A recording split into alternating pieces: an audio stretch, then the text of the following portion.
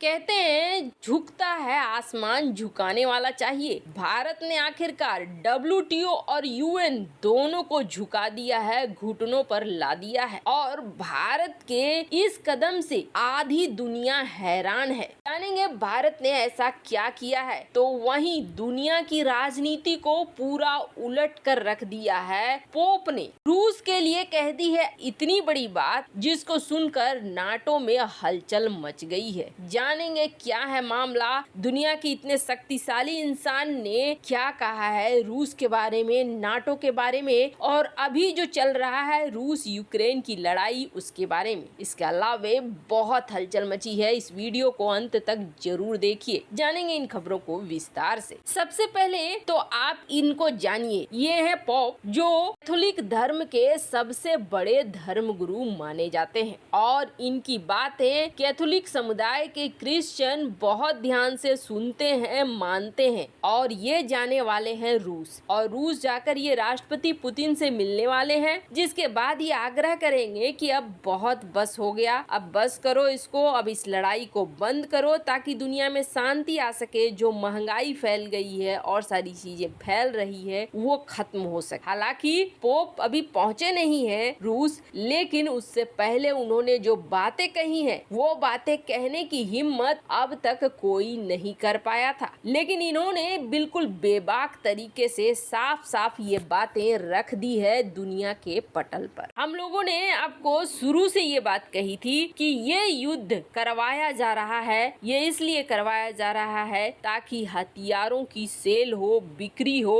और हथियारों को बेचने वाली कंपनी जबरदस्त मुनाफा कमा रही है, चाहे वो लॉकहीड मार्टिन हो या यूरोपीय देश की कंपनियां हो। ये आपको आर्ट में आपको दिखेगा कि कैसे यूरोप और पश्चिमी देशों की ये कंपनियां मोटा मुनाफा कमा रही है। ये बात भी साफ तौर पर दिखा था कि इसमें कुछ नहीं, यूक्रेन तबाह हो रहा है, दुनिया में महंगाई बढ़ रही है, लेकिन फायदा हो रहा है हथियार बेचने वाली कंपनियों को, चाहे वो अमेरिकन हो, यूके की हो या यूरोप की हो। पर अब तक किसी शक्तिशाली इंसान ने ये बात दुनिया के पटल में नहीं कही थी, लेकिन इस बार कैथोलिक धर्म के इस धर्मगुरु ने पूरी पोल पट्टी खोल कर रख दी है। ये बेहद पावरफुल है, ये वेटिकन सिटी के अध्यक्ष भी हैं, जो कि कैथोलिक धर्म का समझ लीजिए कि एक देश ही है। इटली के बीचों बीच बसा हुआ वेटिकन सिटी कुछ ऐसा ही है कैथोलिक धर्म समुदाय के बीच में। और यहाँ तक कि पीएम मोदी भी जब गए थे इटली तो उन्होंने इनसे मुलाकात की थी और अब ये जो बयान दे रहे हैं एकदम से खुल्लम खुल्ला बयान दे रहे हैं। इन्होंने कहा कि नाटो ने भौंका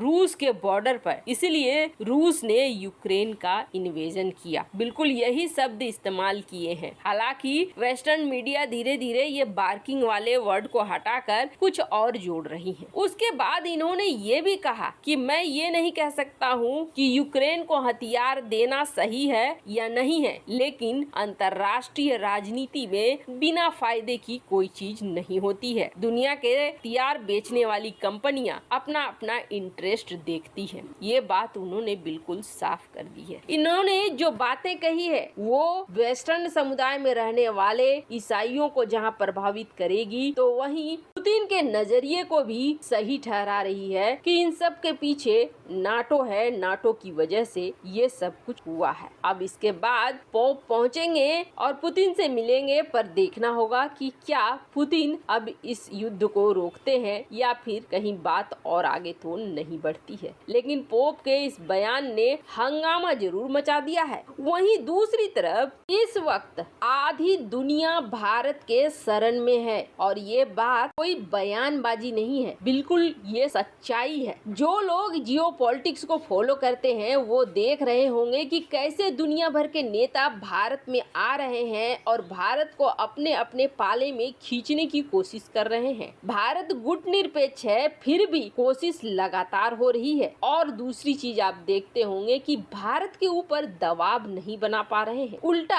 हर देश भारत से कोई न कोई मदद मांग रहा है और भारत मदद दे रहा है। स्थिति ये हो गई है कि जो पश्चिमी देश पहले ये कहा करते थे कि हम तो भारत को बहुत सारे मदद देते हैं, वो पश्चिमी देश अब खुद भारत की शरण में आकर बैठे हुए हैं। आपको याद होगा हाल ही में भारत ने एक बात कही थी और भारत ने ये कहा था कि रूस यूक्रेन की लड़ाई को लेकर जो दुनिया भर में महंगाई फैल गई है और दोनों ही देश गेहूं के बड़े उत्पादक देश थे, ये अब उत्पादन न तो कर पा रहे हैं न दुनिया को दे पा रहे हैं, तो इसकी भरपाई भारत कर सकता है। भारत दुनिया को अनाज बेच सकता है, दे सकता है, लेकिन WTO अगर हमें रियायत दे, छूट दे तो। अब WTO क्या करता है, सबके निर्यात पर एक लिमिट लगा रखा है WTO ने कि इससे ज्यादा आपको नहीं बेचना है। भारत के ऊपर भी लगा रखा है। वैसे तो आजकल WTO की खुंदस भारत के साथ कुछ ज्यादा ही है। चीन के मामले में जहां वो बहुत ज्यादा छूट देता है, वहीं भारत को कई तरह के नियम और कानून सिखलाने लगता है। लेकिन PM मोदी ने ये बात साफ तौर पर कह दी थी कि WTO अगर परमिशन देता है तो हम दुनिया को खिलाने को तैयार हैं। ये एक तरीके का मास्टर स्ट्रोक था WTO को घुटने पर लाने के लिए। अब हो क्या रहा है, कई देश खाद्य सुरक्षा संकट का सामना कर रहे हैं और भारत से खरीदना चाह रहे हैं, लेकिन भारत के ऊपर लगा रखा है लिमिट। ऐसे में संयुक्त राष्ट्र का एक फूड प्रोग्राम है WAF, ये डायरेक्ट भारत से बातचीत कर रहा है और चाह रहा है कि चूंकि भारत के पास गेहूं का भंडार काफी है, ऐसे में भारत दुनिया को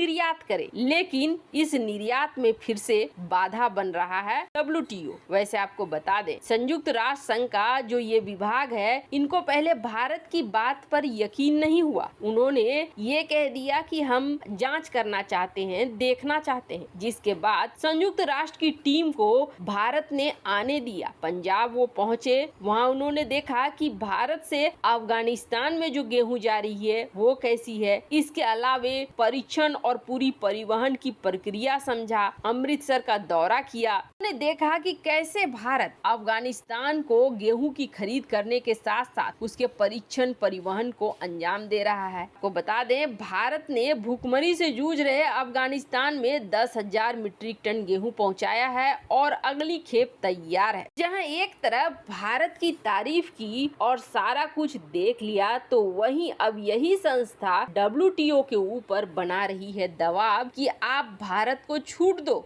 आप भारत को छूट नहीं दोगे तो भारत कैसे दुनिया भर में बेचेगा। वैसे आपको बता दें, भारत यहाँ मुफ्त में देने की बात नहीं कर रहा है, भारत यहाँ पैसे पर देने की बात कर रहा है। ऐसे में भारत का व्यापार बढ़ेगा और भारत दुनिया भर में सप्लाई कर पाएगा गेहूं। और दूसरी बड़ी बात है, जब युद्ध खत्म भी होगा और ये देश खड़े होंगे और गेहूं के मार्केट में वापस आना चाहेंगे तो बहुत वक्त लगेगा। एक तो दूसरा, जब एक सप्लाई चेन बन जाता है तो कोई भी कस्टमर दूसरे चेन में जाना नहीं चाहता है। इसलिए भारत के लिए ये बहुत अच्छा मौका है कि अंतर्राष्ट्रीय स्तर पर भारत नए नए ग्राहकों को बनाए। वैसे इस मामले में आपकी क्या राय है, कमेंट कर जरूर बताएं। जल्द मिलते हैं अगले वीडियो में नई खबर के साथ।